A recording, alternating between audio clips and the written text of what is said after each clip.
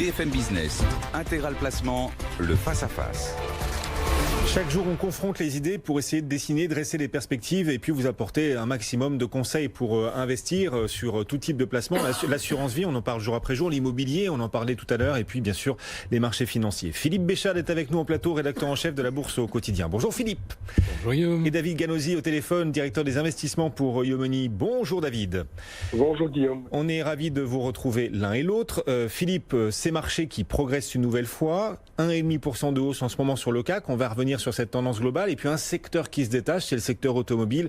Et dans ce secteur, un titre qui se détache, c'est Renault. Renault aujourd'hui gagne 16%. On est à 16% de hausse en ce moment sur Renault après le plan annoncé ce matin à 22,31 €.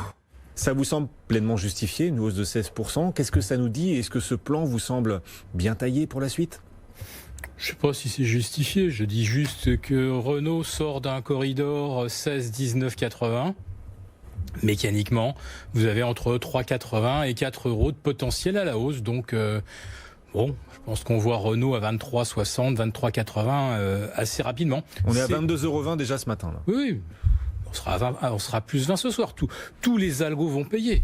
Toutes les gestions vont en faire. Bon. On n'en voulait pas avant-hier. Tout le monde va payer aujourd'hui, naturellement. Alors, il y a des annonces effectivement qui sont intéressantes. Moi, je retiens notamment celle où Renault-Mitsubishi prétend que d'ici 3-4 ans, ils auront réussi à faire 40% d'économie sur la fabrication de certains modèles. Mais bigre, mais pourquoi n'y ont-ils pas pensé avant ? Si c'était tellement facile de gagner 40%, on sait déjà que Renault est en difficulté depuis plus d'un an, qu'on cherche par tous les moyens à améliorer la rentabilité. Et puis là, d'un seul coup, on va trouver qu'on peut faire moins 40. Moi, je trouve ça, c'est magique, hein. Bon, déjà, si Renault parvenait avec, on va dire, la mise en commun des plateformes, des équipes d'ingénieurs, si on a les mis en commun, ça veut dire qu'on va aussi réduire les effectifs. Ce qui n'était peut-être pas leur souhait initial, ce qui peut expliquer qu'en effet, ils n'avaient pas fait ce choix stratégique-là juste avant, Philippe. S'ils l'avaient fait, vous auriez été le premier sans doute à le dénoncer d'ailleurs. Dans le secteur automobile, si vous parvenez comme ça, d'un coup de baguette magique, à déjà abaisser de 15% vos coûts. Et c'est l'exploit que M. Carlos Tavares a fait à la tête de Peugeot. Hein. Oui, voilà. Déjà ça relève de l'exploit. Alors 40%, je le dis, c'est de la magie. 40% sur les 25% de véhicules du groupe qui seraient en effet produits sous ce format. On vend du rêve. Si on fait 40% sur les Mitsubishi, peut-être qu'on peut faire 25% sur les Mégane ou les Clio. Non, mais là, le marché, il est prêt à croire tout et absolument n'importe quoi. Il faut en profiter. Bon, David Ganosi, votre regard à vous sur ce secteur automobile et Renault qui a fait ses annonces stratégiques ce matin, salué par le marché, on rappelle, plus 16%, le titre Renault, mais Peugeot aussi progresse bien. Hein. Peugeot, il ne faut pas l'oublier, gagne 7%.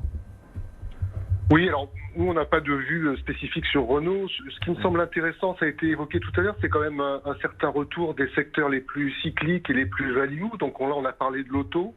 On a vu aussi, vous avez évoqué tout à l'heure les bancaires qui redémarrent aujourd'hui. Ah oui, on a plus 9% là sur les banques, c'est assez spectaculaire. Je pense que ça c'est intéressant parce que ça nous dit quand même que le mouvement de reprise du marché qui a été quand même jusqu'à présent assez concentré sur les styles qu'on peut qualifier de croissance et relativement défensifs, finalement le rebond commence à se généraliser aux secteurs qui ont été en fait les plus massacrés au cours de la crise. Donc ça me paraît intéressant. On va dire que on a une forme d'élargissement du rebond à des secteurs qui ont été très très délaissés. Alors évidemment pendant la baisse, mais aussi dans la phase de hausse qu'on a connue jusqu'à présent en fait.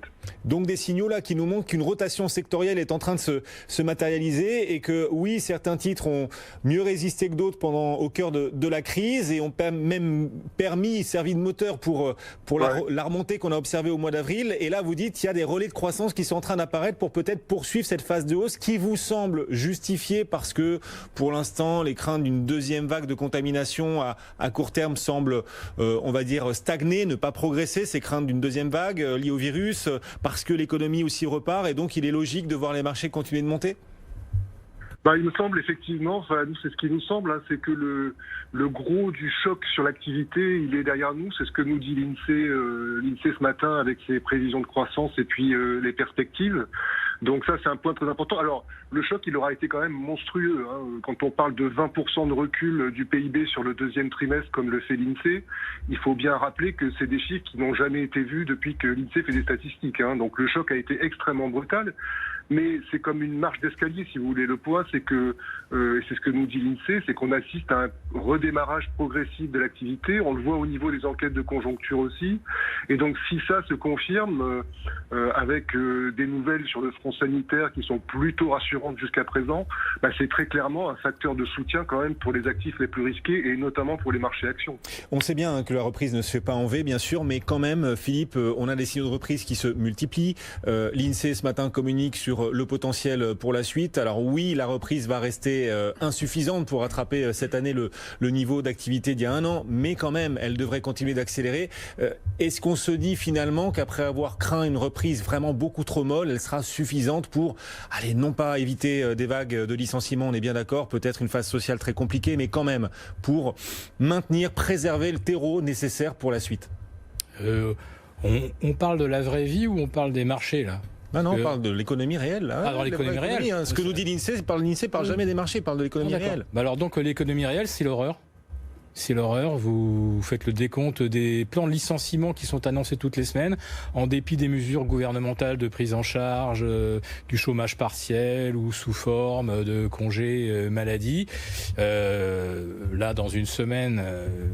Déjà, le soutien de l'État commence à se réduire. Il aura probablement disparu à la fin de l'été. Aux États-Unis, en tout cas, il n'y aura plus d'indemnisation chômage à la fin de l'été. Ça a été un séisme. Énormément de bâtiments ont été au tapis, des conduites de gaz ont été écrasées, les conduites d'eau ont été brisées. Il va falloir des trimestres et des trimestres avant que tout ça revienne en état.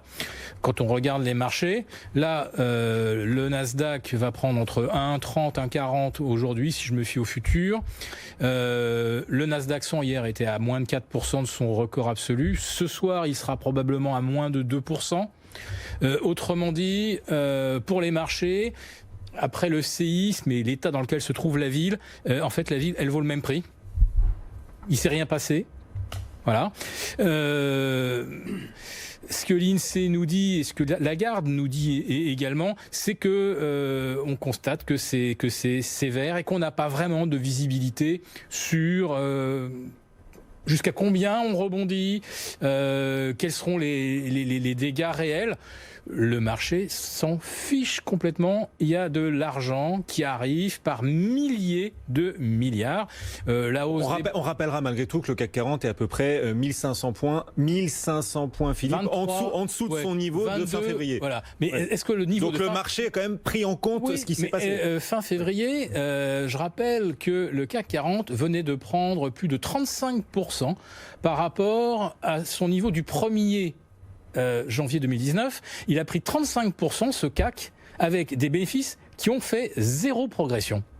Donc déjà, on a gagné 35 pour zéro progression de la richesse créée ou distribuée. C'est-à-dire que les bénéfices ont continué à croître, mais à un rythme égal. Voilà. Mais ils ont continué à croître. Ils ont continué à croître, mais il n'y a pas eu de progression. Mais on a payé cette absence de progression plus 35%. Et au 19 février, on payait de nouveau l'absence de progression 10%. Autrement dit, le CAC 40, là, il n'est même pas retombé, ou aujourd'hui en tout cas, il vaut plus que lorsque les entreprises déjà ne renforçaient pas la distribution de la richesse.